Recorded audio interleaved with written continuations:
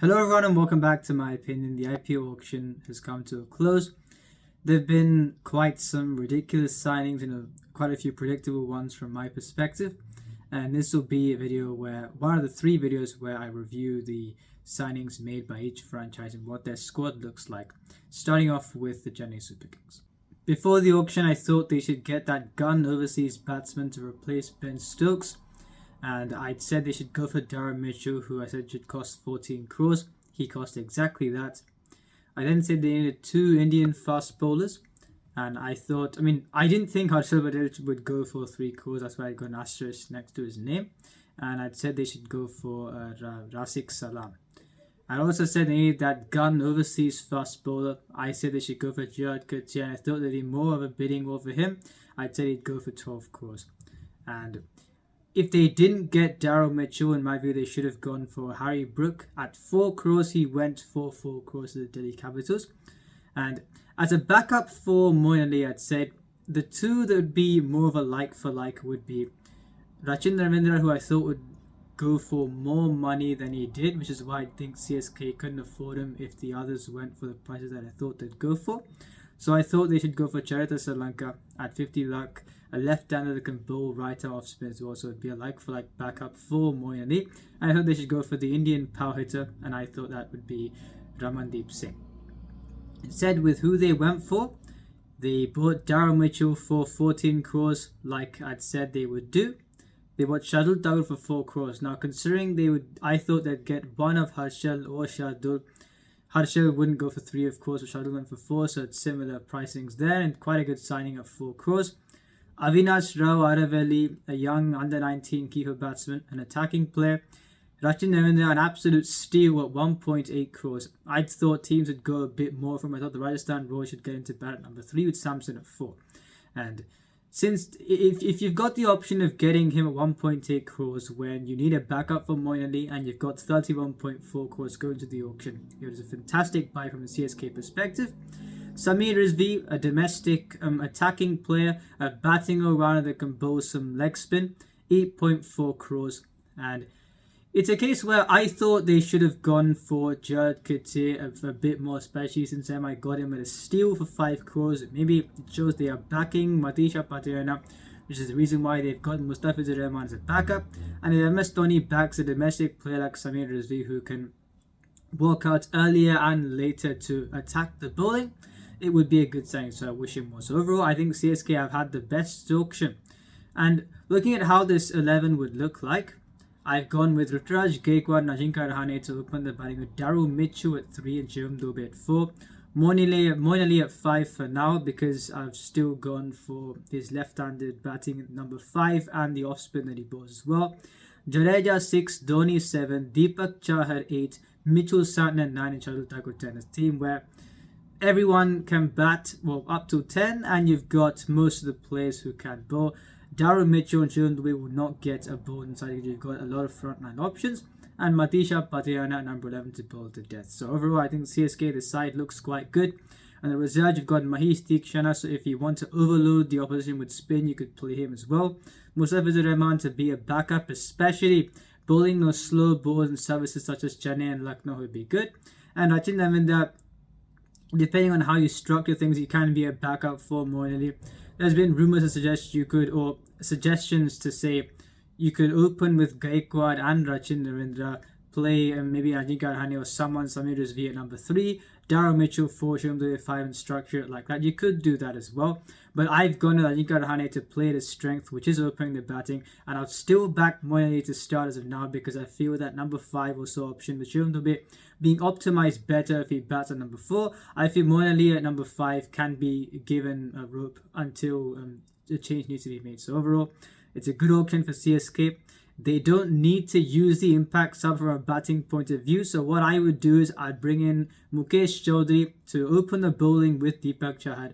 And then you got Shardul Thakur and Matisha Patirana for the middle overs alongside the spinners. So the side looks very good and I expect them to qualify this season. And now on the Gujarat Titans.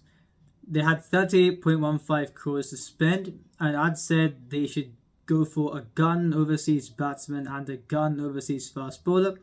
Unfortunately, displacing Josh Little from the side is a fantastic bowler, but I thought with 38.15 crores to go, they can't look to replace Hardik Pandya. They've only got two overseas slots left, and they've got other backups to fill on the side as well. You cannot get a backup for Hardik Pandya, so you've got to make your side look scary in other areas. And part of this was to get two solid overseas players, reputed gun overseas players, to make this side look scary. And I'd said they should get a few Indian fast bowlers. And I think that was pretty much what I'd said they should get. If I look here, I said they should get two Indian seamers, Indian keeper batsmen, and two gun overseas players. Looking at the signings they've made, if you told me or you told them you've got 38.15 crores, you can buy anyone you want, what you end up doing is spending 10 crores on Spencer Johnson when you've already got Josh Little there. And 50 lakh for Azmatullah Omarzai. Look, I get for 50 lakh he's a good signing, but what I'm trying to say is, where will he play in the side? I mean, what I don't get is, if you're looking for someone who can play that aggressive role on certain tracks, as Kane Williamson and Shubman Gill, especially Williamson is a fairly slow starter, and if you're playing in Lucknow or Chennai, you may get bogged down. Then you're looking at this team and you're thinking, you can't. Where are you going to play Azmatullah Omarzai? Because you've got Kane Williamson, David Miller, Rashid Khan, who look to play every game. One of Josh Little or Noor Ahmed, depending on the surface. I know it's been said Azmatullah Omarzai moves the ball around a lot, and I've seen him do that. But is he a 4 overs bowler? No, he's not. Is he a proven short form player? No, he's not. He's been very good in ODIs, yes, recently, but in the T10 wasn't used correctly. Is he going to bowl 4 overs consistently over Josh Little? No, he's not. Is he going to get some batting time ahead of Vijay Shankar, Rahul Tewatia, for some reason signing Shah Rukh Khan when you've probably got to leave out one of Vijay Shankar and Naveen Manohar to accommodate him? No, he's not. So I don't get the signing at all. Meaning, if you're playing him, you're not strengthening your batting and you're weakening your bowling. So I really don't get. I know it looks a good signing, but the void that Hardik Pandya leaves, he scored 240 odd runs the previous season, and in form Vijay Shankar is getting that.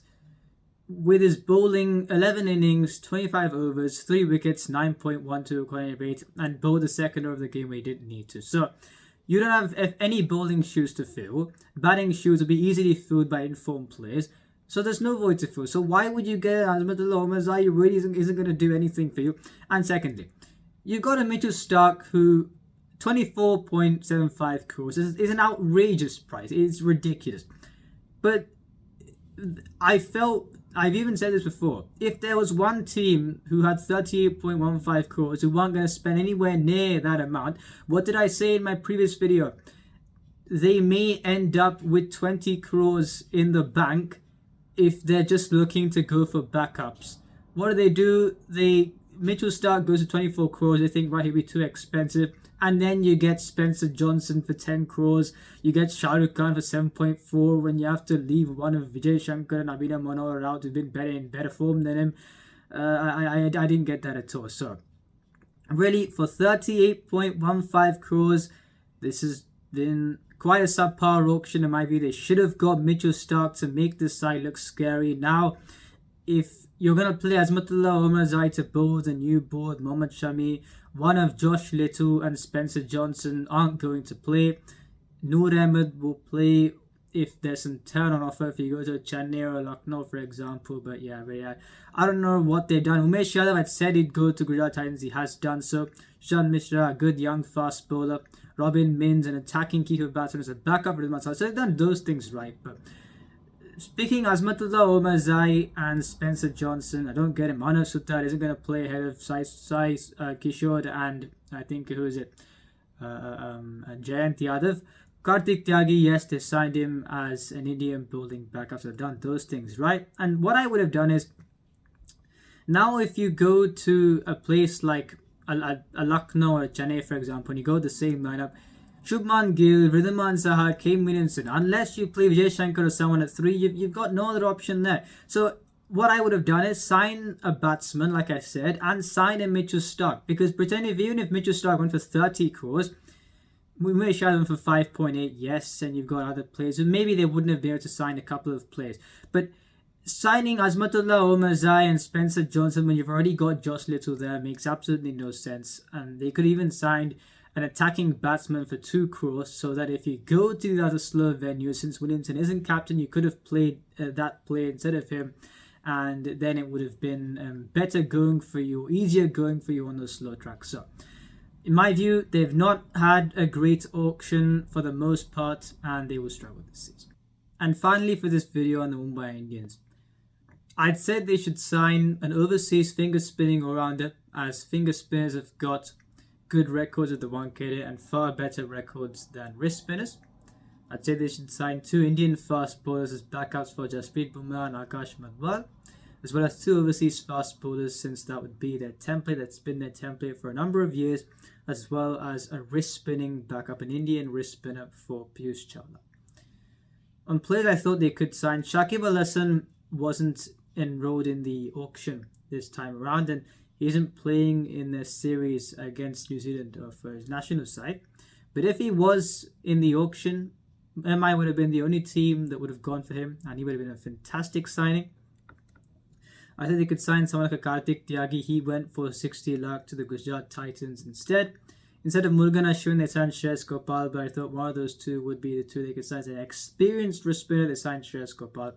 Rafiq Salam was a talked about player. I thought he'd go for a bit more money than what he went for. I thought Matt Henry is someone who could bowl with a new ball and could be more of a hit the deck bowler that could bowl with a new ball as well.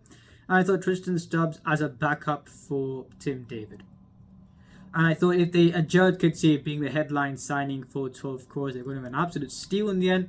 I thought if they couldn't get Jared Coetzee, they could go for Mitchell Stark, who went for an astronomical sum of money, and Pat Cummins, who also went for astronomical sum of money. But in terms of who they did sign in the end, they've signed Jared Coetzee for 5 crores, an absolute steal. I don't know what everyone else is doing, just letting them take him like that. Dilshan Madhushankar 4.6 crores. I thought the Rajasthan Royals could go from 50 lakh, and it was good to see that they looked at the attributes of the player rather than who he played for. So 4.6 for Madhushankar is also a steal. Shreyas Gopal, given for trials for RCB, who, I've got things to say about them in the next video, but I thought him being signed by MI was a good signing as a backup for Piyush Chawla. Did I expect Nuwan Tushara to go for 4.8 crores? No, I didn't. He's a raw commodity. I saw him bowl in the T10. He went okay there, a slingy bowler. And I feel Madhushankar and him would be under Lasith Malinga, of course, and the Mumbai Indians. And I think Madhushankar, yes, we've seen what he's done in the World Cup, and even before that, he's a talented bowler. I'm not saying Tushara isn't, but he's a very raw commodity, and his action is sort of modeled around Malinga as well. So we'll have to see how he goes there.